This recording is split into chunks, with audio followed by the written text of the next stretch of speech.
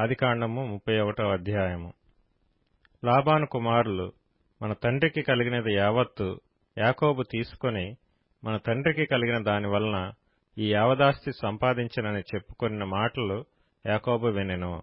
మరియు అతడు లాబాను ముఖము చూచినప్పుడు అది నిన్న మొన్న ఉండినట్లు అతని ఎడల ఉండలేదు.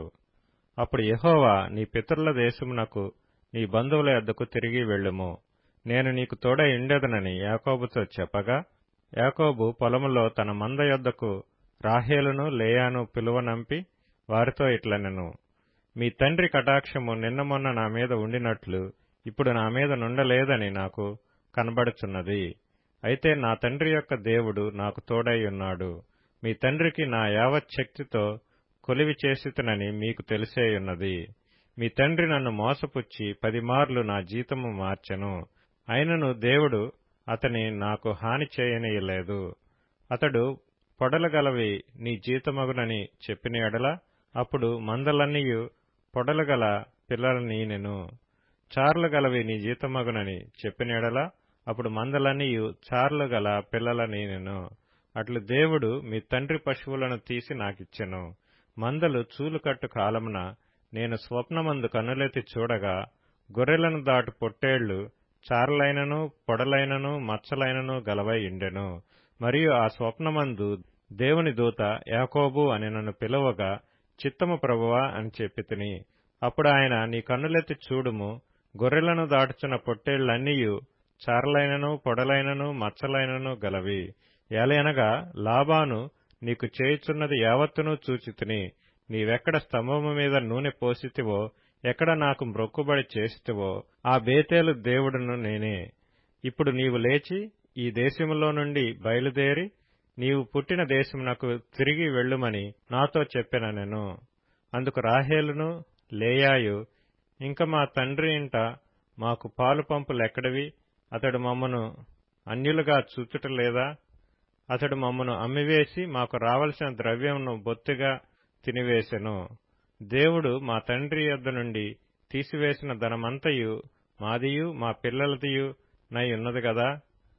కాబట్టి దేవుడు నీతో చెప్పినట్లెల్లా చేయమని అతనికి ఉత్తరమియ్యగా, యాకోబు లేచి తన కుమారులను తన భార్యలను ఒంటెల మీద నెక్కించి కనాను దేశమునకు తన తండ్రి అయిన ఇస్సాకు నొద్దకు వెళ్ళుటకు తన పశువులన్నిటినీ తాను సంపాదించిన సంపద యావత్తును పద్దనరాములో తాను సంపాదించిన ఆస్తి యావత్తును తీసుకొని పోయెను.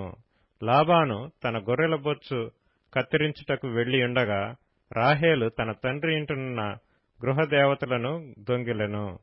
యాకోబు తాను పారిపోవచ్చున్నానని సిరియావాడైన లాబానుకు తెలియచేయకపోవటం వలన అతని మోసపుచ్చిన వాడాయెను.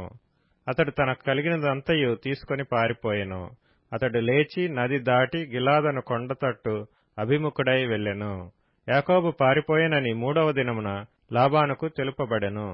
అతడు తన బంధువులను వెంటబెట్టుకొని 7 దినముల ప్రయాణమంత దూరము అతని తరుముకొని పోయి గిలాదు కొండ మీద అతన్ని కలుసుకొనెను. ఆ రాత్రి స్వప్నమందు దేవుడు సిరియావాడైన లాబాను నొద్దకు వచ్చి, నీవు యాకోబుతో మంచిగాని చెడ్డగాని పలుకకము, జాగ్రత్త సుమి అని అతనితో చెప్పెను. లాబాను యాకోబును కలుసుకొనెను. యాకోబు తన గుడారము ఆ కొండ మీద వేసుకుని ఉండెను. లాబానును తన బంధువులతో గిలాదు కొండ మీద గుడారం వేసుకొనెను. అప్పుడు లాబాను యాకోబుతో, నీవేమి చేసితివి? నన్ను మోసపుచ్చి కత్తితో చెరపట్టబడిన వారిని వలె నా కుమార్తెలను కొనిపోవనేలా? నీవు నాకు చెప్పక రహస్యముగా పారిపోయి నన్ను మోసపుచ్చితివేలా? సంభ్రమముతోనూ పాటలతోనూ మద్దెలతోనూ సితారాలతోనూ నిన్ను సాగనంపుదునే. అయితే నీవు నా కుమారులను నా కుమార్తెలను నన్ను ముద్దు పెట్టుకొననీయక పిచ్చిపట్టి ఇట్లు చేసితివి. మీకు హాని చేయుటకు నా చేతనవును. అయితే పోయిన రాత్రి మీ తండ్రి యొక్క దేవుడు, నీవు యాకోబుతో మంచిగాని చెడ్డగాని పలుకకము, జాగ్రత్త సుమి అని నాతో చెప్పెను. నీ తండ్రి ఇంటి మీద బహు వాంఛ గలవాడవై వెళ్లగోరిన ఎడల వెళ్ళుము. నా దేవతల నేల దొంగిలితివనగా, యాకోబు, నీవు బలవంతముగా నా యొద్ద నుండి నీ కుమార్తెలను తీసుకొందువేమో అనుకొని భయపడితిని. ఎవని యొద్ద నీ దేవతలు కనబడునో వారు బ్రతకకూడదు. నీవు నా యొద్దనున్న వాటిని మన బంధువుల ఎదుట వెదకి నీ దానిని తీసుకొనుమని లాబానుతో చెప్పెను. రాహేలు వాటిని దొంగిలనని యాకోబునకు తెలియలేదు. లాబాను యాకోబు గుడారములోనికి, లేయా గుడారములోనికి, ఇద్దరు దాసీల గుడారములోనికి వెళ్ళెను గాని అతనికేమీ దొరకలేదు. తరువాత అతడు లేయా గుడారంలో నుండి బయలుదేరి రాహేలు గుడారములోనికి వెళ్ళెను. రాహేలు ఆ విగ్రహములను తీసుకుని ఒంటె సామాగ్రిలో పెట్టి వాటి మీద కూర్చుండెను. కాగా లాబాను ఆ గుడారమందంతటను తడవి చూచినప్పటికి అవి దొరకలేదు. ఆమె తన తండ్రితో, తమ ఎదుట నేను లేవలేనందున తాము కోపపడకూడదు, నేను కడగానున్నానని చెప్పెను. అతడెంత వెదికినను ఆ విగ్రహములు దొరకలేదు. యాకోబు కోపబడి లాబానుతో వాదించి అతనితో, నీవిట్లు మండిపడి నన్ను తరుమునేలా? నేను చేసిన ద్రోహమేమి, పాపమేమి? నీవు నా సమస్త సామాగ్రి తడవి చూచిన తరువాత నీ ఇంటి వస్తువులలో ఏది దొరికెను? నా వారి ఎదుటను నీ వారి ఎదుటను అది ఇట్లు తెచ్చిపెట్టుము. వారు మన ఉభయుల మధ్య తీర్పు తీర్చుదురు. ఈ 20 ఏండ్లు నేను నీ యొద్ద నుంటిని. నీ గొర్రెలైనను మేకలైనను ఈడ్చుకొని పోలేదు. నీ మంద పొట్టేళ్లను నేను తినలేదు. దుష్టమృగముల చేత చీల్చబడిన దానిని నీ యొద్దకు తేక ఆ నష్టము నేనే పెట్టుకొంటిని. పగటియందు దొంగిలింపబడిన దాన్నేమి, రాత్రియందు దొంగిలింపబడిన దాన్నేమి నా యొద్ద పుచ్చుకొంటివి. నేను ఇలాగుంటిని, పగటి ఎండకును రాత్రి మంచుకును నేను క్షీణించిపోతిని. నిద్ర నా కన్నులకు దూరమాయెను. ఇదివరకు నీ ఇంటిలో 20 ఏండ్లు ఉంటిని. నీ ఇద్దరి కుమార్తెల నిమిత్తం 14 ఏండ్లును, నీ మంద నిమిత్తము 6 ఏండ్లును నీకు కొలువు చేసితిని. అయినను నీవు నా జీతము 10 మార్లు మార్చితివి. నా తండ్రి దేవుడు, అబ్రహాము దేవుడు, ఇస్సాకు భయపడిన దేవుడు నాకు తోడై ఉండని ఎడల నిశ్చయముగా నీవు నన్ను ఒట్టి చేతులతోనే పంపివేసి ఇందువు. దేవుడు నా ప్రయాసమును నా చేతుల కష్టమును చూచి పోయిన రాత్రి నిన్ను గద్దించెనని లాబానుతో చెప్పెను.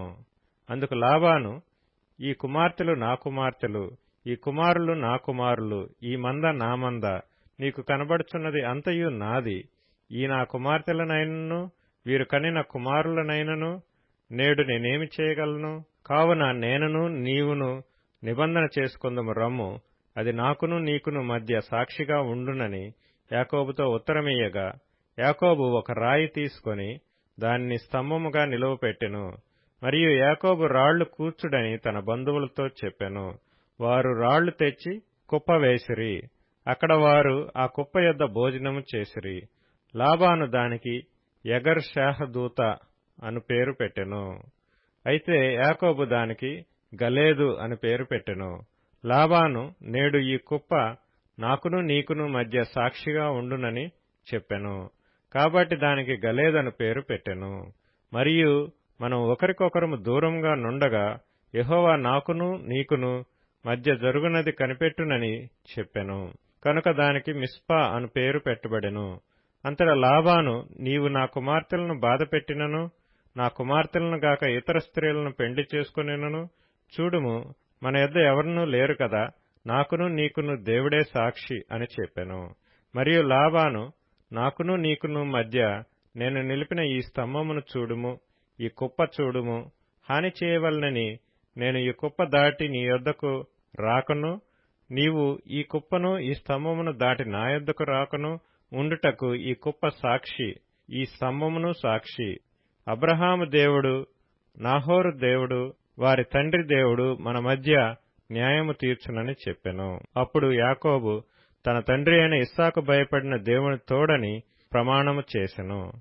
యాకోబు ఆ కొండ మీద బలి అర్పించి భోజనము చేయుటకు తన బంధువులను పిలువగా వారు భోజనము చేసి కొండ మీద ఆ రాత్రి వెళ్లబుచ్చిరి.